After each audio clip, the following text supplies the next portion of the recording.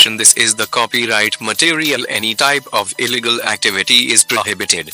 The content including voice, image, video, graphical image or material is under copyright of Shrikar Educational Groups. You are not authorized to edit physical or electronic aspect or use it for business purpose or to get any financial benefits. We appreciate or permit for only the fair use of it to gain knowledge and preparing for some exams. You can save and share it to anyone for education purpose, but to any change or addition in this video is prohibited. We are the unit of education which provide the educational content for science stream students. Hello students, कैसे हैं आप सब? I hope आप सभी अच्छे होंगे। आज जिस टॉपिक के बारे में हम चर्चा करने वाले हैं वो है graph. Basic mathematics in physics के अंदर ग्राफ हमारा लास्ट चैप्टर है, लेकिन ये जो चैप्टर है इसका केवल फर्स्ट पार्ट ही मैं आपको बताऊंगा। सेकंड पार्ट इसके अगले लेक्चर में होगा। बेसिक मैथमेटिक्स इन फिजिक्स के अंदर हमने जो टॉपिक्स डिस्कस किए हैं ग्राफ से पहले, वो मैं आपको एक बार रिवाइज करवा दूं। स्टार्टिंग में हमने जिन टॉपिक्स के बारे में डिस्कस किया था वो थे फंक्शन, ट्रिग्नोमेट्री, डिफरेंशिएशन और इंटीग्रेशन। इन सभी टॉपिक्स के बारे में हम डिस्कस कर चुके हैं। अगर आपको इनमें कोई भी प्रॉब्लम है तो आप वो वीडियो देख सकते हैं, और अगर आपको कोई प्रॉब्लम आती है तो आप मुझसे क्वेरी कर सकते हैं। तो ग्राफ के अंदर हम देखेंगे कि ग्राफ क्या होता है, इसका कंस्ट्रक्शन कैसा होता है और इसके यूज क्या है। तो चलिए स्टार्ट करते हैं graph. What is graph? Graph is the representation of a function in two dimensions on a paper via curve or a straight line in which the input term and output term lies on one axis and second axis respectively. Graph क्या है? Graph actual में किसी भी function का representation होता है। Function का video अगर आपने नहीं देखा है तो आप जाइए प्लेलिस्ट में, फंक्शन एंड ट्रिग्नोमेट्री का फर्स्ट लेक्चर ही है, उसे देखिए और फंक्शन को समझिए कि फंक्शन क्या है। फंक्शन का जो रिप्रेजेंटेशन होता है उसी को हम ग्राफ कहते हैं। फंक्शन के कुछ कंपोनेंट्स होते हैं लाइक इनपुट एंड आउटपुट, जहां पर हम x को एज ए इनपुट लेते हैं और y को आउटपुट लेते हैं। इसको अगर हम ग्राफ में रिप्रेजेंट करना चाहें तो हम इनपुट को एज ए x एक्सिस और आउटपुट को as a y axis graph में रिप्रेजेंट करते हैं। यहाँ जो रिप्रेजेंटेशन है वो इनपुट और आउटपुट के बीच में होता है, और इस रिप्रेजेंटेशन के थ्रू जो कॉम्बिनेशन बनता है वो कॉम्बिनेशन कर्व का भी हो सकता है या कोई स्ट्रेट लाइन भी बन सकती है। दैट मीन्स y और x के बीच में जो कॉम्बिनेशन होगा वो in the form of straight line और इन फॉर्म ऑफ कर्व हो सकता है। तो किसी भी फंक्शन को अगर हम किसी कर्व से या स्ट्रेट लाइन से रिप्रेजेंट करते हैं तो उसे ही हम ग्राफ कहते हैं। मुझे उम्मीद है आपको ग्राफ क्या है ये समझ में आया होगा। हम आगे बढ़ते हैं। ग्राफ को और बेटर वे में समझने के लिए हमें कोऑर्डिनेट सिस्टम को समझना होगा। यहां मैंने लिखा है coordinate system 2D, that means 2 dimension के अंदर हम कोऑर्डिनेट सिस्टम को समझेंगे। एक कोऑर्डिनेट सिस्टम क्या होता है? यहाँ पर आपको 2 लाइंस दिखाई दे रही हैं। पहली है हॉरिजॉन्टल लाइन और दूसरी है वर्टिकल लाइन। नंबरिंग मैंने यहाँ पे की हुई है। हॉरिजॉन्टल लाइंस को हम एक्स एक्सिस और वर्टिकल लाइन को वाई एक्सिस से रिप्रेजेंट करते हैं। यही बेसिक होता है ग्राफ के लिए। एक्स एक्सिस में हम इनपुट प्रोवाइड करते हैं और वाई एक्सिस में हम आउटपुट प्रोवाइड करते हैं। और यहाँ जहाँ पर ये दोनों लाइनें एक दूसरे को क्रॉस करती है वहाँ पर एक पॉइंट मिलता है जिसको हम ओरिजिन कहते हैं। इसको हम क्या कहते हैं? ओरिजिन। आपको यहाँ दिखाई दे रहा है। इसके बाद हमारे पास 4 क्वाड्रेंट हैं। आप देख रहे हैं यहाँ पे 4 पोर्शंस हैं, 4 क्वाड्रेंट है। जहाँ पे मैंने फर्स्ट पॉइंट लिया है A, और इस पॉइंट में जो x और y की वैल्यू होती है वो हमेशा पॉजिटिव होती है। ये हम पहले देख चुके हैं। ट्रिग्नोमेट्री जब मैंने आपको पढ़ाया था, ट्रिग्नोमेट्री के अंदर हमने ये बात कर ली है। यहाँ पर ये जो x और y है इसको हम कोऑर्डिनेट कहते हैं। क्या कहते हैं इसको? कोऑर्डिनेट। इसी तरह हमारे पास दूसरा पॉइंट है सेकंड क्वाड्रेंट के अंदर b, और वहां पर जो इसके कोऑर्डिनेट हैं वो कोऑर्डिनेट है -x, y। दैट मीन्स इस पोर्शन में x नेगेटिव होगा और y पॉजिटिव होगा। आगे थर्ड क्वाड्रेंट के बारे में बात करते हैं। थर्ड क्वाड्रेंट में पॉइंट C लिया है। इस पॉइंट C के लिए जो कोऑर्डिनेट है वो -x और -y है, मीन्स x और y दोनों यहाँ पे नेगेटिव हैं। आगे हम बात करते हैं पॉइंट D के बारे में। फोर्थ क्वाड्रेंट के अंदर यहाँ x पॉजिटिव है और y नेगेटिव है, तो इसके जो कोऑर्डिनेट हैं वो इसके जो कोऑर्डिनेट्स हैं वो x, -y हैं। हम आगे बात करेंगे कोऑर्डिनेट सिस्टम के बारे में, लेकिन इस बार हम बात करेंगे 3D के बारे में, 3 डायमेंशंस के बारे में। इससे पहले हमने बात की थी 2 डायमेंशन के बारे में, अब हम बात करेंगे 3 डायमेंशन के बारे में। यहाँ पर आपको एक एरो दिखाई दे रही है, ये y एक्सिस को रिप्रेजेंट करती है। सेकेंड एरो आपको दिखाई दे रही है, ये x एक्सिस को रिप्रेजेंट करती है, और थर्ड एरो आपको यहाँ पे दिखाई दे रही है, ये z एक्सिस को रिप्रेजेंट करती है। तो इस तरह से यहाँ पे 3 डायमेंशंस हुई, x एक्सिस, y एक्सिस और z एक्सिस। तीनों डायमेंशन को इन तीनों एक्सिस से हम रिप्रेजेंट करते हैं। Is it clear to you? इसी को बेटर वे में समझने के लिए हमने यहाँ पर एक क्यूब लिया है। आप यहाँ देख सकते हैं क्यूब है। क्यूब को मैंने एज ए ऑब्जेक्ट लिया है और इसके थ्रू हम 3D सिस्टम को समझेंगे। यहाँ पर भी तीनों एक्सिस हैं, x एक्सिस, y एक्सिस और z एक्सिस, और इन तीनों एक्सिस के अंदर एक क्यूब रखा हुआ है। इस क्यूब को आप एज ए हाउस भी ले सकते हैं। आप ये मान सकते हैं कि कोई कमरा होता है, कोई रूम होता है, और उस रूम का जो कॉर्नर है उस कॉर्नर से हमने तीनों एक्सिस को लिया है। आप यहाँ पे देख रहे हैं x एक्सिस और y एक्सिस के बीच में एक प्लेन है येलो कलर का, इसको हम XY प्लेन कहते हैं, क्योंकि इस प्लेन के अंदर z की कोई भी वैल्यू नहीं आती है। ठीक इसी तरह x एक्सिस और z एक्सिस के बीच में एक प्लेन है जिसे हमने XZ प्लेन कहा है, ये ग्रीन कलर में है, लेकिन यहाँ पर y की कोई भी वैल्यू नहीं है, y की वैल्यू यहाँ पर 0 है। इसी तरह जो हमारा अगला प्लेन है वो है YZ plane. YZ plane y axis और z एक्सिस के बीच में लाई करता है, ये ब्लू कलर में आपको दिखाई दे रहा है। यहाँ पर इस प्लेन के अंदर z की कोई भी वैल्यू x की कोई वैल्यू नहीं होती, मीन्स x की वैल्यू 0 होती है। अब हम इनके कोऑर्डिनेट्स के बारे में बात करेंगे कि इस क्यूब के अगर हम कोऑर्डिनेट्स लें तो 3 डायमेंशन के अंदर हम कैसे कोऑर्डिनेट्स लेते हैं। आप यहाँ देख सकते हैं कि डिफरेंट पॉइंट्स के कोऑर्डिनेट्स जो हैं वो मैंने यहाँ पे मेंशन कर दिए हैं। सबसे पहले हम पहले पॉइंट के बारे में बात करते हैं, पहले कोऑर्डिनेट के बारे में बात करते हैं। यहाँ लिखा है x, 0, z। x, 0, z हमें ये बताता है कि यहाँ पर x की कोई ना कोई वैल्यू हो सकती है, लेकिन y की कोई भी वैल्यू नहीं हो सकती, क्योंकि ये XZ प्लेन में लाई करता है, लेकिन z की कोई ना कोई वैल्यू हो सकती है, इसलिए y की वैल्यू को हम यहाँ पे 0 से डिफाइन कर सकते हैं। ठीक इसी तरह अगर हम दूसरे कोऑर्डिनेट के बारे में बात करें जहां लिखा है x, 0, 0, दैट मीन्स वहां पर केवल x की वैल्यू ही आ सकती है। इस पॉइंट के लिए y और z की वैल्यू हमेशा 0 होगी, इसलिए हमने x, 0, 0 लिखा है। अगर हम अगले कोऑर्डिनेट के बारे में बात करें तो इस कोऑर्डिनेट में हमने लिखा है x, y, 0। इसका मीनिंग ये है कि यहाँ इस पॉइंट के लिए x की कोई ना कोई वैल्यू है, क्योंकि ये x में इंक्रीज हो रहा है, y की कोई ना कोई वैल्यू है क्योंकि ये y में भी इंक्रीज हो रहा है, लेकिन z की कोई वैल्यू नहीं है। z की वैल्यू यहाँ 0 होगी, क्योंकि z में ये इसका कोई इंक्रीमेंट नहीं है, z में ये लाई नहीं करता है, ये XY प्लेन में लाई करता है, इसलिए हम इसके कोऑर्डिनेट लिख सकते हैं x, y, 0।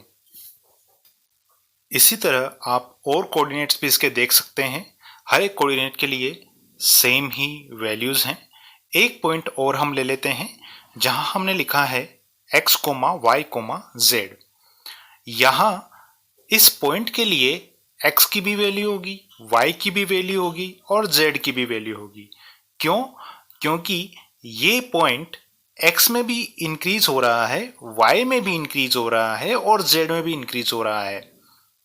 इसलिए हम यहाँ पे इसके कोऑर्डिनेट लिखेंगे x, y, z। ठीक है, तो अब आपको समझ में आ गया होगा कि 2D के अंदर या 2 डायमेंशन के अंदर हम किस तरह से किसी पॉइंट के कोऑर्डिनेट लिखते हैं और 3D के अंदर हम किस तरह से किसी भी पॉइंट के कोऑर्डिनेट लिखते हैं।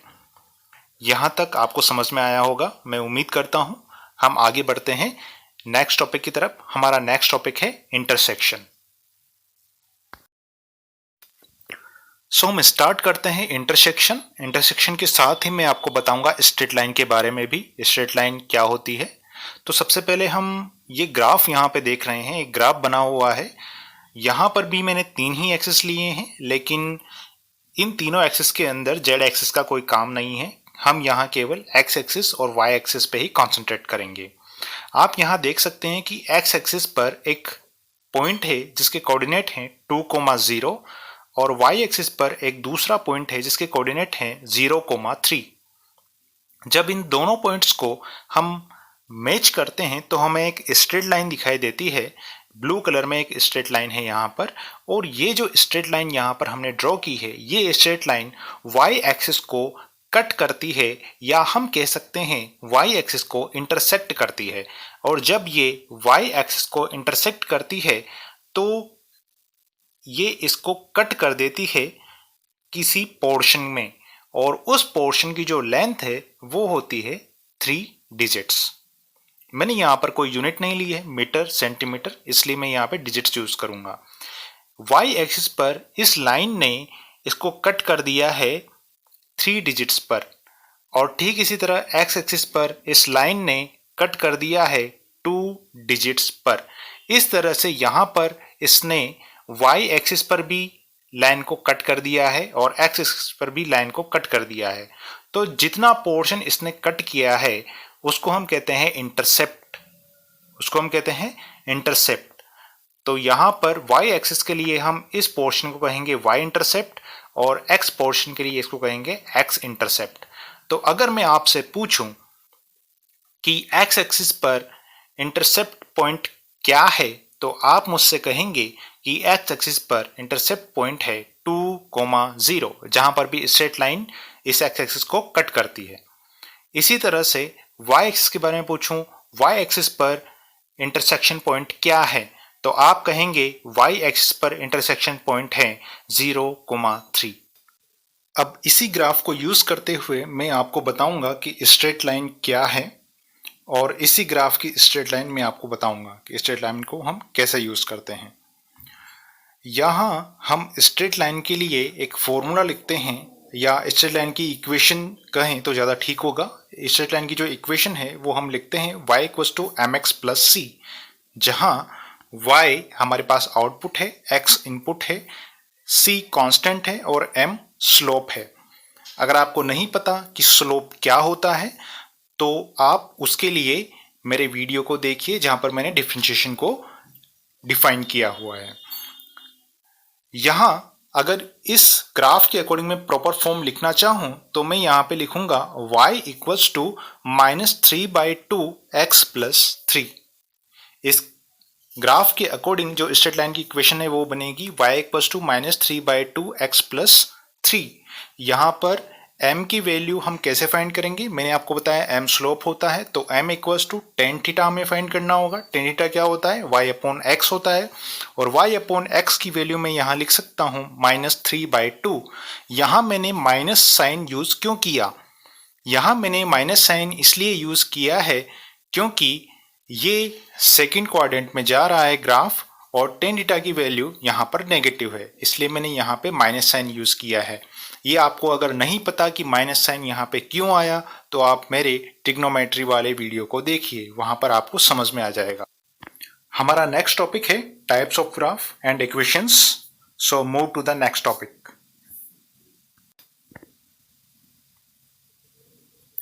Types of graphs and equations में जिन ग्राफ्स के बारे में हम बात करेंगे उनमें पहला है लीनियर ग्राफ, दूसरा है पावर ग्राफ, तीसरा है पॉलिनोमियल ग्राफ, फोर्थ है क्वाड्रेटिक ग्राफ, फिफ्थ है रेशनल ग्राफ, सिक्स है एक्सपोनेंशियल ग्राफ, सेवेंथ है लोगरिथमिक ग्राफ एंड एट्थ है साइनसोइडल ग्राफ। ये 8 ग्राफ्स हैं जिनके बारे में हम डिस्कस करेंगे और 8 ही इनकी इक्वेशंस होती हैं जिनके थ्रू हम ग्राफ बनाएंगे। तो पहले ग्राफ के बारे में बात करेंगे। पहला है हमारा लीनियर ग्राफ। यहाँ पे आपको एक ग्राफ दिखाई दे रहा है। इसकी इक्वेशन को सबसे पहले हम देखते हैं। यहाँ पे इक्वेशन लिखी हुई है y equals to F X equals to C. That means यहाँ पर c की वैल्यू मैंने ली है 4, where c equals to 4। c क्या है? कांस्टेंट टर्म है। अब मैं आपको बता दूं, किसी भी ग्राफ को बनाने के लिए, किसी भी ग्राफ को फॉर्म करने के लिए हमको x और y की वैल्यू चाहिए होती है। इसीलिए मैंने यहाँ पे x और y की जो वैल्यूज हैं वो एक टेबल की फॉर्म में रिप्रेजेंट की हैं। According to the function, function क्या कह रहा है? y equals to c। That means c क्या है? इनपुट है और y क्या है? आउटपुट है। तो x की जगह मैंने यहाँ पे c लिया है, दैट मीन्स 4 ही लिया है, और जो आउटपुट हमको मिल रहा है वो y मिल रहा है। अब मैं x और y की वैल्यूज को देखता हूं। x और y की वैल्यूज के अकॉर्डिंग यहां पर जब मैंने x की वैल्यू 0 पुट की तब भी y की वैल्यू कितनी है? 4 है, क्योंकि ये x पे डिपेंड नहीं कर रहा है। x की वैल्यू वेरी कर रही है, लेकिन जो हमारा फंक्शन है वो x पर डिपेंड नहीं कर रहा है, वो इंडिपेंडेंट है। दैट मीन्स आउटपुट इंडिपेंडेंट है हमारा। तो यहाँ x की वैल्यू जब मैंने 0 पुट की तब भी y की वैल्यू 4 है, जब x की वैल्यू 1 पुट की तब भी y की वैल्यू 4 है, चाहे मैं 2 पुट करूं तब भी 4 होगी, और हर बार हर एक पोजीशन पे x की वैल्यू चेंज होती जाएगी लेकिन y की पोजीशन चेंज नहीं होगी, क्योंकि फंक्शन के अंदर y की वैल्यू कांस्टेंट है। इसलिए यहाँ पे जो ग्राफ बनेगा वो ग्राफ एक लीनियर ग्राफ होगा, एक स्ट्रेट लाइन होगी और वो कहीं भी टर्न नहीं करेगी। तो इसलिए हमको y इक्वल्स टू 4 पर एक स्ट्रेट लाइन मिल रही है। ये ग्राफ आपको समझ में आया। अब हम अगले ग्राफ पे बढ़ते हैं। सेकंड ग्राफ के बारे में हम बात करेंगे। यहाँ पे मैंने एक इक्वेशन लिखी है y equals to F X equals to X. That means y equals to X. इसका मीनिंग ये हुआ कि जो भी वैल्यू हम x में डालेंगे वही वैल्यू आउटपुट की फॉर्म में हमको y में भी मिलने वाली है। मैंने आपको बताया था कि ग्राफ को प्लॉट करने के लिए हमको x और y की वैल्यू चाहिए होती है इन फॉर्म ऑफ डाटा। सो हमें इस डाटा को एक टेबल की फॉर्म में कलेक्ट करना होगा। मैंने यहाँ पे एक टेबल बनाई है। यहाँ पर x और y मैंने लिखा है और x की जो वैल्यूज मैंने ली है वो ली है 0, 1, 2, 3, 4, 5, 6। अब x इक्वल्स टू 0 जब आप फंक्शन के अंदर पुट करेंगे, y इक्वल्स टू 0 पुट करेंगे तो आपको y की वैल्यू कितनी मिलेगी? 0 मिलेगी। जब आप x की वैल्यू 1 पुट करेंगे तब आपको y की वैल्यू 1 मिलेगी। इसी तरह 2 पुट करेंगे तो 2 मिलेगी। दैट मीन्स x की वैल्यू जो भी आप पुट करेंगे वही वैल्यू आपको y की मिलने वाली है। तो यहाँ पर x और y की दोनों वैल्यू सेम हैं और इस ग्राफ में मैंने x और y की वैल्यू मेंशन कर दी है x एक्सिस और y एक्सिस पर, और उन्हीं के अकॉर्डिंग दोनों के जो इंटरसेक्टिंग पॉइंट हैं वो मैंने मैच कर दिए हैं। 1 को 1 से मैच कर दिया, 2 को 2 से मैच किया है, 3 को 3 से मैच किया है, क्योंकि x और y की जो रेस्पेक्टिव वैल्यूज हैं वो हमें यही मिल रही हैं। इसलिए हम इनके इंटरसेक्टिंग पॉइंट पे एक दूसरे को मैच कर देंगे। मैच करने के बाद हम इन पॉइंट्स को ज्वाइन कर देंगे। तो ज्वाइन करने के बाद हम ये देख रहे हैं कि हमें एक स्ट्रेट लाइन यहाँ पर मिल रही है, और ये जो स्ट्रेट लाइन हमें मिली है ये स्ट्रेट लाइन एक लीनियर ग्राफ को रिप्रेजेंट करती है। आपको समझ में आया कैसे मैंने किया? अब नेक्स्ट स्टेप में मैं क्या करने वाला हूं, मैं इन दोनों ग्राफ्स को ऐड करने वाला हूं। इन दोनों ग्राफ्स को ऐड करने के लिए मुझे दोनों इक्वेशंस को ऐड करना होगा। एक तरफ मेरी इक्वेशन है y इक्वल्स टू c और एक तरफ मेरी इक्वेशन है y इक्वल्स टू x। तो अब जो मेरी इक्वेशन नई बनेगी वो होगी y equals to x plus c. फिर से सुनिए, जो नेक्स्ट इक्वेशन बनेगी वो होगी y equals to x plus C. That means c की वैल्यू अगर 4 है तो इक्वेशन बन जाएगी y equals to x plus 4। That means यहाँ पर जो ग्राफ हमें स्टार्ट करना है वो अब 0 से स्टार्ट नहीं करना है, वो हमें ग्राफ स्टार्ट करना है 4 से, क्योंकि एक कांस्टेंट तो हम ऑलरेडी आगे चल रहे हैं। अगर मैं यहाँ पे लिखता हूँ y इक्वल्स टू एक्स, तो इसका मीनिंग है कि मैंने यहाँ पे लिखा है y equals to x plus 0। That means यहाँ पे जो कांस्टेंट है वो 0 है। अब अगर मैं ये लिख रहा हूँ y equals to x plus 4, that means इसका मीनिंग ये है कि यहाँ पर जो ग्राफ स्टार्ट होगा वो 4 के बाद स्टार्ट होगा, 0 से स्टार्ट नहीं होगा। तो जब मैंने इन दोनों इक्वेशंस को ऐड कर दिया, उसके बाद मेरा जो ग्राफ बनेगा वो कुछ इस तरह का बनेगा 4 के बाद। सेकंड वाले ग्राफ में जो रेड लाइन है वो वहां से हटकर कहाँ पे प्लेस हो जाएगी, इस पॉइंट पे प्लेस हो जाएगी। और यहाँ पर ये जो ग्राफ हमारे पास बना है, ये ग्राफ बना है y equals to x plus 4 के लिए। तो इस ग्राफ की जो इक्वेशन होगी वो होगी y equals to x plus 4। उम्मीद है आपको ये लीनियर ग्राफ समझ में आया होगा। नेक्स्ट हमारा जो ग्राफ है वो है power graph. So we will move to the next graph. Power graph के बारे में हम बात करेंगे। पावर ग्राफ के लिए एक इक्वेशन दी जाती है जो हम यहाँ पे देख सकते हैं।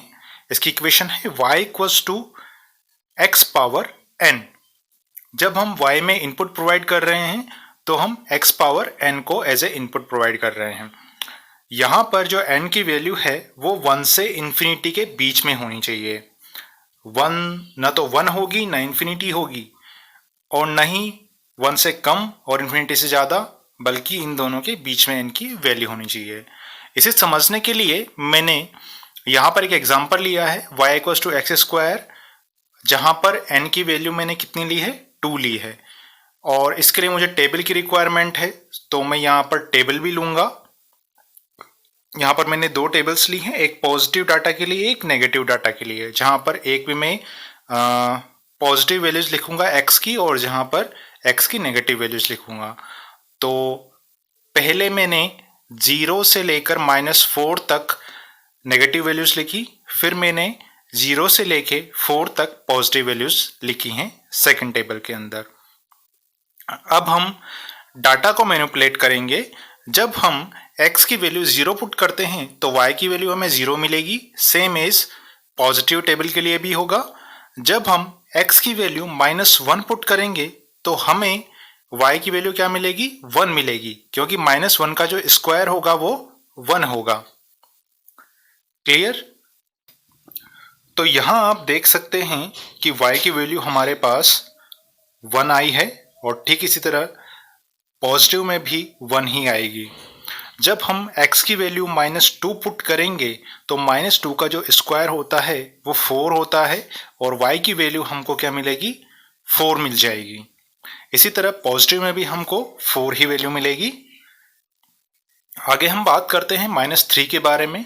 जब हम x की वैल्यू -3 पुट करेंगे तो -3 का जो स्क्वायर होता है वो 9 होता है, इसलिए हमें y की जो अगली वैल्यू मिलेगी वो 9 मिलेगी। और ठीक इसी तरह 9 ही हमें पॉजिटिव के अंदर भी मिल जाएगा। इसी तरह जब हम x की वैल्यू -4 पुट करेंगे तो -4 का जो स्क्वायर होता है वो 16 होता है।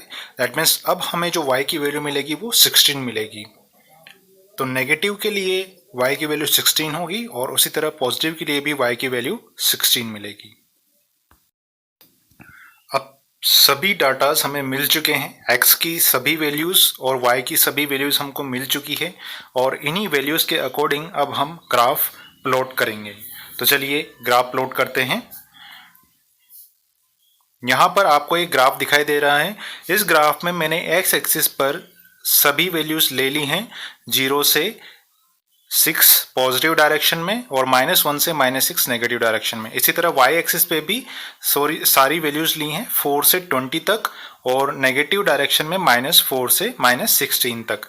यहाँ वाई एक्सिस पर मैंने जो एक ब्लॉक का मेजरमेंट लिया है वो लिया है 4 डिजिट। दैट मीन्स एक ब्लॉक है वो 4 डिजिट के इक्वल है। तो हम यहाँ पे जो अगली वैल्यू लेंगे 4 के बाद वो 8 लेंगे, फिर 8 में +4 करेंगे 12 लेंगे, 12 में +4 करेंगे 16 लेंगे और 16 में +4 लेंगे तो 20 होगा। इस तरह से मैंने यहाँ पे मेजरमेंट लिया है y एक्सिस पे। अब यहाँ पर x और y के लिए अगर मैं बात करूँ तो x की वैल्यू जब मैंने 0 पुट की थी, y की वैल्यू मुझे 0 मिली थी, इसलिए मैंने यहाँ पे 0 पे एक पॉइंट मार्क कर दिया है। -1 पे वैल्यू 1 आ रही है लेकिन उसकी बात नहीं करूंगा क्योंकि वैल्यू काफ़ी छोटी है। -2 के बारे में बात करते हैं। -2 पे मुझे 4 वैल्यू मिली है तो मैंने पॉइंट मार्क कर दिया है। -3 पे 9 वैल्यू मिली है, फिर से मैंने पॉइंट मार्क किया।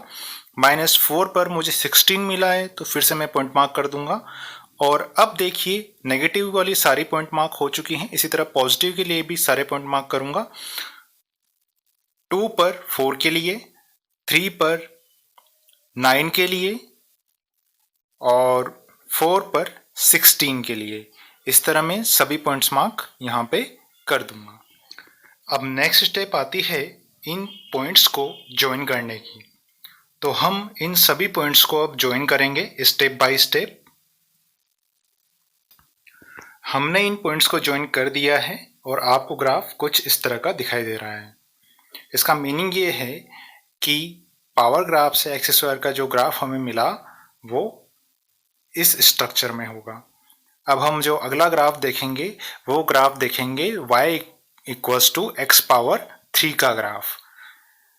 हमने पहले x² का ग्राफ देखा था, अब हम x⁻³ का ग्राफ देखेंगे। तो चलिए बात करते हैं अगले ग्राफ के बारे में। आप देख सकते हैं यहाँ पर x की वैल्यू जब मैं 0 पुट करूंगा तो y की वैल्यू मुझे 0 मिलेगी। -1 की वैल्यू जब मैं x में पुट करूंगा तो -1 का क्यूब हो जाएगा -1। इसी तरह -2 का क्यूब होगा -8। -3 का जो क्यूब होगा वो होगा -27। इस तरह से जो वैल्यूज हैं वो हम नेगेटिव के लिए पुट कर देंगे। अब पॉजिटिव के बारे में बात करते हैं। जब हम x की वैल्यू 1 पुट करेंगे तो हमें 1 का क्यूब 1 मिल जाएगा। 2 का जब हम क्यूब करेंगे तो हमें 8 मिलेगा। 3 का क्यूब जब हम करेंगे तो हमें y में 27 मिलेगा और जब हम 4 का क्यूब करेंगे तो हमें 64 मिलेगा। एक बात और, नेगेटिव के अंदर मैंने -4 की वैल्यू नहीं ली है लेकिन ग्राफ में मैंने उसे मेंशन किया है। ओके, तो सारा डाटा हमारे पास आ चुका है x और y का जो ग्राफ बनाने के लिए रिक्वायर्ड है। तो वो हम ग्राफ प्लॉट करते हैं। लेकिन इससे पहले मेरी रिक्वेस्ट है आप सभी से कि आप अपने मोबाइल की जो स्क्रीन है उसको रोटेट कर लें, उसको 90 डिग्री पे कर लें। दैट मीन्स वर्टिकल डायरेक्शन में कर लें। अगर हम फिजिक्स की लैंग्वेज में कहें तो जो आपने हॉरिजॉन्टल रखा है उसको आप 90 डिग्री से टर्न कर लें, क्योंकि जो ग्राफ है वो वर्टिकल डायरेक्शन में ही मैंने मेंशन किया है। तो बेटर होगा कि आप वहाँ पे उसको उसी तरह से देखें। ठीक है, यहाँ पर मैंने एक ग्राफ लिया है, आप देख सकते हैं। और इस ग्राफ में मैंने x पर और y एक्सिस पर जो वैल्यूज़ ली है वो मैं आपको बता दूं। x एक्सिस में मैंने यहाँ पे 1 2 3 4 5 इस तरह से पॉजिटिव डायरेक्शन में ली है। नेगेटिव डायरेक्शन में -1 -2 -3 -4 -5 ली है। y एक्सिस पर जो मैंने रीडिंग्स ली हैं वो ली हैं 8 16 24 32 40 48 56 64 72। दैट मीन्स मैंने यहाँ पर एक ब्लॉक जो है वो 8 डिजिट का लिया है। कितने डिजिट का लिया है? 8 डिजिट का। तो यहाँ पर अगर आप 8 में 8 ऐड करेंगे तो 16 आएगा, 16 में 8 ऐड करेंगे तो 24 आएगा। इस तरह से ये आगे रीडिंग्स चलती जाएंगी। इसी तरह नेगेटिव डायरेक्शन में भी मैंने सेम ही लिया है। हमारी नेक्स्ट स्टेप है पॉइंट मार्क करने की। तो मैं यहाँ पे पॉजिटिव डायरेक्शन में पहले पॉइंट मार्क करूँगा। 1 पर मुझे 1 वैल्यू मिली है, 1 पे मैंने पॉइंट मार्क कर दिया है। 2 पर 8 के लिए पॉइंट मार्क किया है। इसी तरह जो अगली वैल्यू है वो है 3 3 के लिए मैं पॉइंट मार्क करूंगा 27 पे। यहां पर 4 के लिए मैं 64 मार्क करूंगा। ये मैंने पॉजिटिव डायरेक्शन में मार्क कर दिए हैं सारे पॉइंट्स। अब मैं बात करूंगा नेगेटिव डायरेक्शन के बारे में। यहाँ पर -1 पर -1 वैल्यू मुझे मिली है, तो मैं -1 के लिए -1 पे मार्क करूंगा। उसके बाद -2 पर मुझे -8 मिला है, तो -2 पर -8 के लिए मैं मार्क कर दूंगा। नेक्स्ट -3 पर मुझे -27 मिला है, यहाँ पर फिर से मैं पॉइंट मार्क करूंगा। और -4 पर मुझे -64 मिला है, इसलिए मैं यहाँ पर -4 पर -64 के लिए पॉइंट मार्क कर दूंगा। सारे पॉइंट्स मैंने मार्क कर दिए हैं। अब हमारी जो स्टेप है वो इन सबको ज्वाइन करने की है। अब मैं इन सभी पॉइंट्स को ज्वाइन कर दूंगा। आप देख सकते हैं हमारा ग्राफ किस तरह से बन रहा है। तो हमें यहाँ पे y = x⁻³ का काफ़ी अच्छा ग्राफ मिला है। तो इसी तरह के दो फॉर्मेट होते हैं पावर ग्राफ्स में। पहला फॉर्मेट आप देख चुके हैं x² के लिए, और दूसरा फॉर्मेट आपने अभी देखा है x⁻³ के लिए। तो इन दोनों में बेसिक डिफरेंस क्या है, इनके पीछे कौन से रूल वर्क कर रहे हैं, वो हम आगे देखते हैं। हमारे पास यहाँ 3 रूल हैं पावर ग्राफ को समझने के लिए। जैसा कि इक्वेशन हम जानते हैं, इसकी इक्वेशन होती है y = x⁻n। तो पहला रूल इसका है, if n is equals to even numbers then curve always be in positive y direction for all the input in x, either positive और negative। इसका मीनिंग क्या है वो मैं आपको समझाता हूँ। देखिए, अगर n की वैल्यू कभी भी इवन नंबर होगी, इवन नंबर दैट मीन्स कभी भी 2, 4, 6, 8, 10 इस तरह की कोई भी अगर वैल्यू होगी जिनमें हम 2 से डिवाइड कर सकते हैं, वो इवन नंबर्स होते हैं। अगर इवन नंबर की कोई भी वैल्यू होगी तो हमेशा y में पॉजिटिव ग्राफ बनेगा, कभी भी y डायरेक्शन में नेगेटिव ग्राफ नहीं बनेगा। चाहे x में आपने कोई भी इनपुट दिया हो, पॉजिटिव दिया हो या नेगेटिव दिया हो। हमने y = x² के ग्राफ में देखा था कि जब पावर 2 थी, दैट मीन्स इवन नंबर था, तो हम x की वैल्यू पॉजिटिव दे रहे थे, तब भी जो y में ग्राफ बन रहा था वो पॉजिटिव बन रहा था। और जब हमने x की वैल्यू नेगेटिव प्रोवाइड की, तब भी y में जो ग्राफ बना वो पॉजिटिव ही बना, न कि नेगेटिव। अब इसके सेकेंड रूल के बारे में बात करते हैं। इसका सेकेंड रूल क्या कहता है? इसका सेकेंड रूल कहता है, if n equals to odd numbers then curve always be in positive y direction for only the input in x is positive। कहने का मीनिंग ये है, अगर n की वैल्यू odd हो, odd मीन्स जिसमें 2 से कभी भी डिवीजन कंप्लीटली ना हो, जो वैल्यू 2 से कभी भी कंप्लीटली डिवाइड ना हो, ऐसे नंबर्स को हम ऑड नंबर्स कहते हैं। तो अगर n की वैल्यू ऑड नंबर हो, जैसे 3, 5, 7, 9 इस तरह से, तो वहां पर y में पॉजिटिव ग्राफ तभी बनेगा जब x में इनपुट में हम पॉजिटिव वैल्यू डालेंगे। अगर हमने x में नेगेटिव वैल्यू डाली तो हमें कभी भी y में पॉजिटिव ग्राफ नहीं मिलेगा। और इसी का कॉम्प्लीमेंट्री है थर्ड रूल हमें बताता है कि अगर आप x में नेगेटिव वैल्यू पुट करेंगे तो आपको y में नेगेटिव वैल्यू मिलेगी, ना कि पॉजिटिव। अगर आप x में नेगेटिव वैल्यू पुट करेंगे तो आपको y में नेगेटिव ग्राफ मिलेगा, पॉजिटिव ग्राफ नहीं मिलेगा। ये इसका थर्ड रूल है। तो मुझे उम्मीद है आप तीनों रूल समझ चुके हैं पावर ग्राफ के, और आज का जो लेक्चर है हमारा यहीं पे फिनिश होता है। ये ग्राफ का फर्स्ट पार्ट है, इसका जो सेकंड पार्ट है वो भी आएगा जल्दी ही। मैं आपको बताऊंगा सेकंड पार्ट के बारे में। सेकंड पार्ट में जो हम डिस्कस करेंगे वो मैं टॉपिक आपको बता देता हूं।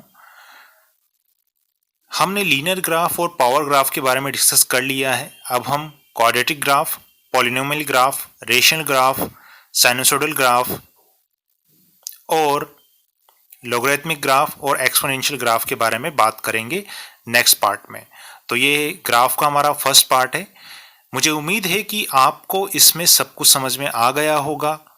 फिर भी अगर आपको कुछ टफ लगा हो, आपको कोई चीज़ समझ में ना आई हो, तो आप मुझे कमेंट में पूछ सकते हैं। आप मुझे कमेंट करिए, मुझसे क्वेश्चन पूछिए, और आगे जो वीडियो आएंगे उनकी नोटिफिकेशन के लिए आपको सब्सक्राइब बटन प्रेस करना होगा। आप मुझे सब्सक्राइब कीजिए ज़्यादा से ज़्यादा। अगर आपको वीडियो पसंद आता है तो आप लाइक कीजिए, अगर आपको पसंद नहीं आता तो आप डिसलाइक भी कीजिए, और मुझे कमेंट में बताइए कि आपको कहाँ पे प्रॉब्लम है। क्लियर? आपके जितने भी क्वेरीज हैं उन सभी क्वेरीज को मैं सोल्व करने की कोशिश करूँगा। तो सब्सक्राइब कीजिए और नोटिफिकेशन बेल को प्रेस कर दीजिए, जिससे आपको आने वाले वीडियो की नोटिफिकेशन मिल सके। ओके, आज के लिए इतना ही। Thank you, tata, bye bye.